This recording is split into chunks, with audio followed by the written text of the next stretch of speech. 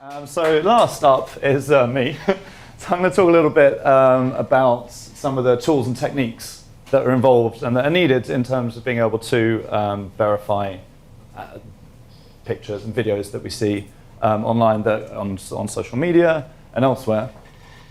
We've got, you might see in front of you, a verification guide that everyone in the coalition was involved in putting together, which details some of the questions that people need to ask about social content. If you're watching online, you can get it at bit.ly, bit.ly/vvguide, which is Visual Verification Guide.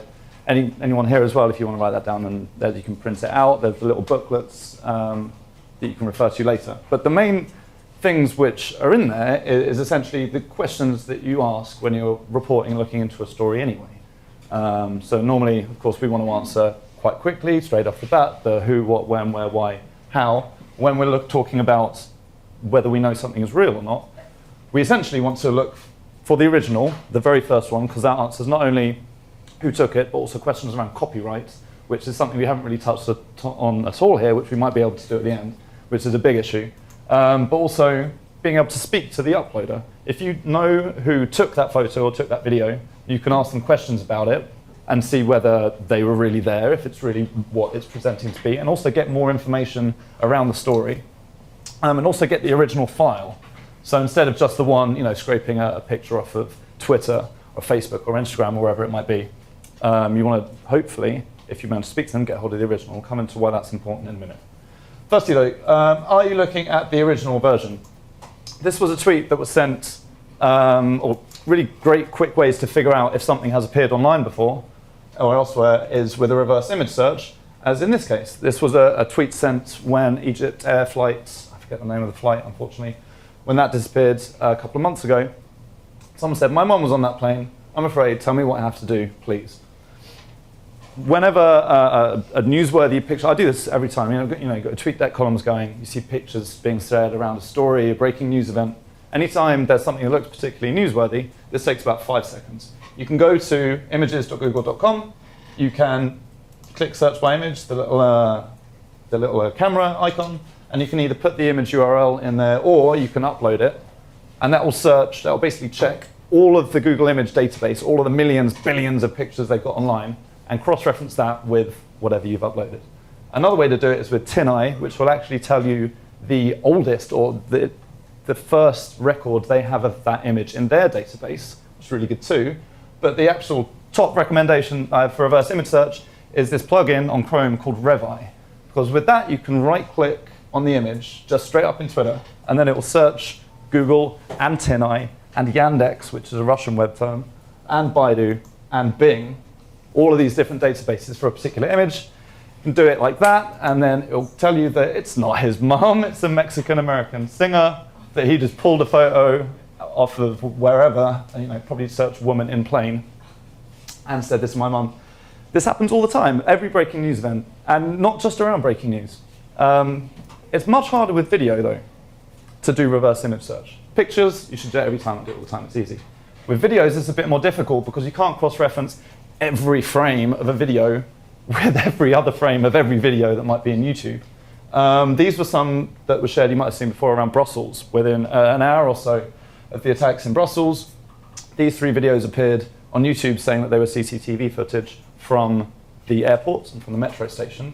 As you can see, this is a screenshot I took from YouTube, but they say that this has even got the dates imprinted on it. It was quite a reasonably sophisticated hoax. But a good way to figure out these ones is to use something called YouTube Data Viewer, which was made by Amnesty.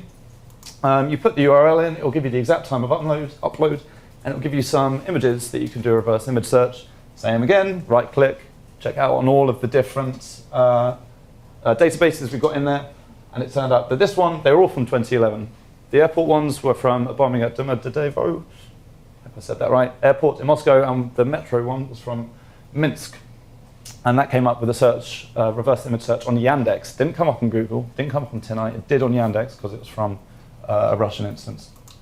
Of course, that's only for YouTube that actually works, YouTube Data Viewer. So if you have videos on Twitter, videos on Instagram, or on Vine or on Tumblr, a better way to do it is to look for the keywords around that story and around that video And then you can use Storiful's multi-search, which again is a Chrome extension. And you click the little button in your toolbar, it pops down, you can put your keywords in, and it will look for those there. Obviously, if it's in a different country, you want to use the language of the country that you're looking for, and then organize the results by date. It's not perfect, and I stress that none of these tools are like 100% perfect, but it's better than nothing. So if you're looking at the original, being able to find the original, you can use Revi for reverse image search and pictures, YouTube Data Viewer for YouTube videos, and then Storiful multi-search is really good to search by keywords when you've got a video or a picture on different networks. At the end of the presentation, there's a bit.ly link for all of the slides for this with all of the tools and stuff. So we'll get that down. Take photos if you want. So that's for the original stuff. You also want to know who captured the video or the photo. You want to be able to speak to them, see if they've got more information. But you also want to, for the story, for your reporting, but also to check whether what they have said, this is my video, this is my photo from this news event, is actually legit. So you can check people's usernames on different networks, or you can use tools like PQ and Spokio and People to search for people's names, and that will hopefully give you more information about them. One, whether they're actually a real person or not. I mean, you can do a reverse image search on people's profile pics as well to see if you can find them on a different network, on Facebook or on Instagram or somewhere else, and see if you can track them down that way. These are all really good for the US.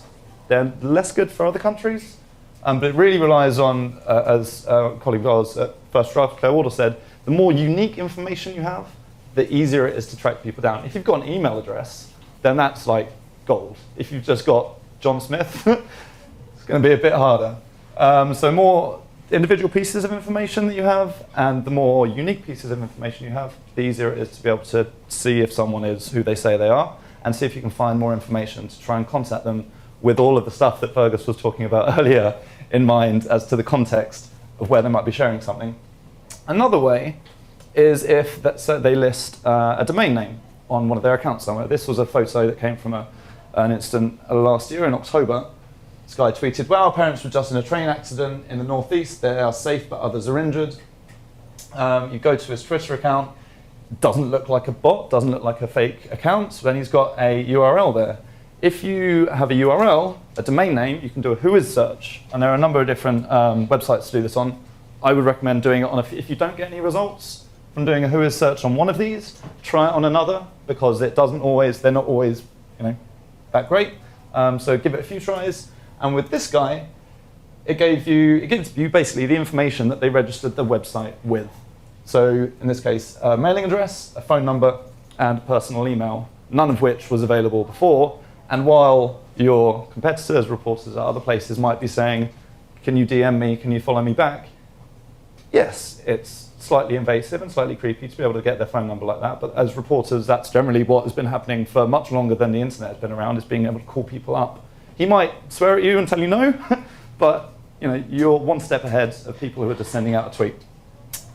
So if you're looking for who captured the photo or video, you can check the social history and username on other networks to see if they have been tweeting about that event, if they seem like they should be in that area. Use things like People and Spokio and PQ and a whois search. But remember that investigating people and the information that they think is private is slightly creepy. But as I said, it is what, to be honest, I don't know if all of my information is as locked down as I think it is. And if something happens to me and I start sharing that, well, I'll probably try and report on it by myself. But to be honest, people are going to be surprised. So be aware of that, and especially as things that have already been discussed, the kind of the context in which you're contacting them. Do you know where the photo or the video is captured? Different ways to look at this are you've cross-referenced with other photos that you know about the incident or you know about the area. There may be visual clues in the photo or in the video. Or, actually I'll come to it in a sec. So this one I took downtown Tuesday. I was on my way to meet Tom of an advert that I thought was particularly San Francisco saying, "If our yogurt were any richer, buy your startup." I put it on Instagram, but I'm not in Fallujah. On Instagram and on Facebook, and if people are really smart, on Twitter, you can trick the geotags. And you can say, well, on Instagram it's easy. I just said, I just typed it in, Fallujah. But I was here in San Francisco. On Twitter it's a bit more difficult. But don't trust the geotags on the social networks to tell you where something was actually taken.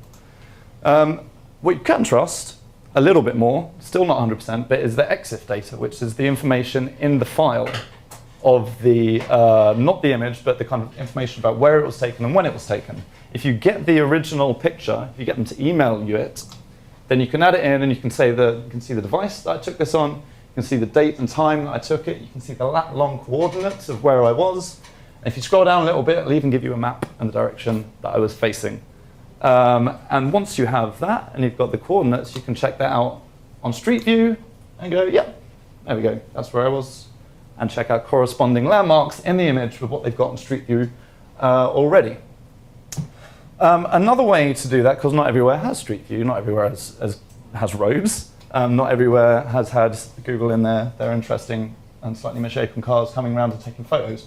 In this case, this was a video from an attack, a bomb in Yemen in May, in a town called Al-Makalla. And again, you're looking for visual information in the video that might help you to figure out where it was. In this case, there was buildings with quite recognizable or unique window shapes in the background. It took a while, but on Google Earth and on their Panoramio, which is geotagged images, you can find matching information from other sources which will help you to verify whether the video you're looking at is where it claims to be. So you can see, again, the matching window shapes in this instance. So if you want to know where the photo video was taken, if you get the original, then you can check the EXIF data with Jeffrey's EXIF viewer, which you can just Google that and you'll find that site, or there are obviously other EXIF viewers available. Or you can look for matching landmarks and information and signs on various other platforms like Street View or Google Earth or Panoramio. Do you know when the photo or the video was captured? The social timestamp can't necessarily be trusted, or you need to understand it more than just to look at it. On Twitter, the way the time is represented is on the time zone selected in your Twitter settings. On Facebook, it's the time zone selected on your computer or your device. On YouTube and Instagram, it's always Pacific time. And so the time will be different. If I took a photo now and uploaded it to Twitter, Facebook, YouTube, and Instagram immediately, they would all show different times. And this is something, I took the slide out actually. This is something that happened a few years ago around the chemical weapons attack in Syria, when a Foreign Ministry of Defense for Russia said, no, that people are faking it. If you look, the YouTube video, it was uploaded on August the 20th, but the attack happened on the 21st. This is fake. You had prepared this before. The reason being is that Pacific time is a good 10 hours behind Syria. So although it happened early in the morning on the 21st, when the video was uploaded, it was still the 20th here. So being aware of those is very important. But if you don't have that kind of information, you can look at things like the weather conditions, and shadows, interestingly, are ways to check whether this was taken on the day. This same video, you can go to a site called Wolfram Alpha and go weather in Al-Makalla, May 15th, 2016. It will say that it was relatively dry, the temperature was relatively high. In Yemen, that's not that surprising, but it is also, the weather isn't all that like that every single day. It's something you can check out, and especially for more temperate areas of the world, if there's any rain at a particular time, Wolfram Alpha will be able to tell you that. Equally, something called SunCalc, which is, I don't know why this was created, but it's fantastic for verification, which is if you look at the time that a video is claiming to be and the direction of the shadows, then SunCalc will tell you the direction of the sun and where the shadows should be going. So that's the Wolfram Alpha one. You can see this guy, it was early in the morning, was when the bombing happened, 8 in the morning, so the shadows are going to be long. They're going to be coming, the sun is going to be coming from east to west. It also helps you to figure out which way that camera was facing at the time. And if you want, you can on SunCalc, this is the orange line is the direction of the sun, which matches up with the direction of the road. There. So, also, if you've got the EXIF, if you've got the original file, just check the EXIF data and it'll tell you. You don't need to do any of that other stuff. So, do you know when the photo or the video was captured? Check the social timestamp, Wolfram Alpha to check for weather, SunCalc for shadows, and the EXIF data if you have the image. There's also in there's the why, the motivation of where someone was when they took it, why they were in the area, why they are uploading it, can play an important role in understanding who they are and whether it's real or not. If they are an activist or have a particular partisan views on the story that is developing, they may favor certain parts of information than others. It can help you to understand better what's going on in that situation and whether what they've shared is actually all it claims to be. You will not always need, hopefully, you will not always need to do all of that, but at the same time, sometimes you can do all of that and you still won't have conclusive proof and know either way. There's no clear-cut 100% answers with any of these tools either. It's something that you want to try and build a picture of all these pieces of information. Sometimes you can get it straight away. You want to try and build a picture and trust your gut and your experience and your intuition to tell you whether something, to give you an idea of whether something is legit or not. All those slides with all the tools and stuff are bit.ly, FDLive tools, FDLive 3 tools, sorry, if you wanted to have a look at some more. And other places which are really good to check out. Obviously, I'm going to say follow First Draft News. Check out on the site where we've got loads of training resources. We've got some quizzes in terms of the fake stuff that Tom was talking about earlier, which we do on a monthly basis. We've got little interactives that help you test out geolocation things on there. But the verification handbook is great. Bellingcat are great. All of these sites have got information if you want to be a verification junkie, like Josh Stearns, who's part of First Draft, to help you understand this better and to practice with. That is me, that's it. Any questions on that stuff?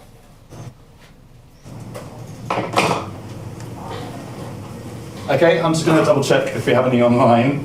But I know we did have one earlier for Fergus. Sorry to get you up here again.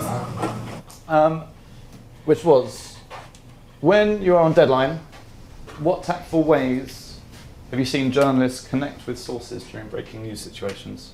What's the kind of best practice for talking to sources, I think we're getting at that? During breaking news, it's to take it offline as quickly as possible. There's no need to stay in that Twitter bubble and especially have your competitors see who you're communicating with. I always used to monitor my own competitors to see who they were talking to, but there's no need to do that.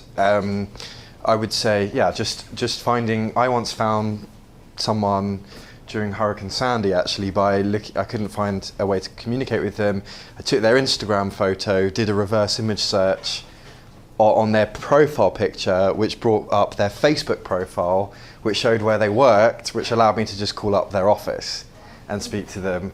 Because it was something that really, it wasn't like a dangerous situation, it was something that we really wanted, and that was the way to do it. But that's take it out of that public sphere is a good way, because you also don't know what when it's not just other journalists will be looking at that, but it's everyone else. Sometimes it's best to just communicate with the source privately. I know there was another question, I think a follow-up to that, which was who is the most aggressive when it comes to chasing this content. Is definitely broadcasters, but I think that's just because of where they come from in terms of needing the first images, and they can't embed. So I think that's why it is. But to be honest, people are catching up. Everyone else is catching up, but as they get more into video. But broadcasters, because they're primarily dealing with video. Mm-hmm. Any questions here in the room for anyone, any of us, or the other speakers we've had today? I know it's been quite long. It's fine if not. Yeah, for sure. It's very fast. So yeah, all of the slides for that are on bit.ly, FDLive 3 tools. Okay, well, if there are no more questions, then I'd just like to thank everyone here for joining us, and to our speakers, and to AJ Plus for hosting, and to everyone online who's been watching. I hope it's been useful, I hope it's been valuable, and that it'll be something that will apply to your work. You can find out more at firstdraftnews.com. If there's any other information, then you can contact us if there are any other questions, you can contact us online. I'm always happy to help and kind of participate and be involved in the conversation around this. It's really important when it's an area which everyone is still trying to figure out. And there are many more questions, not just individually, but kind of collectively, that we need to address. I think conversation is the best way to try and find a way through that. So yeah, thank you.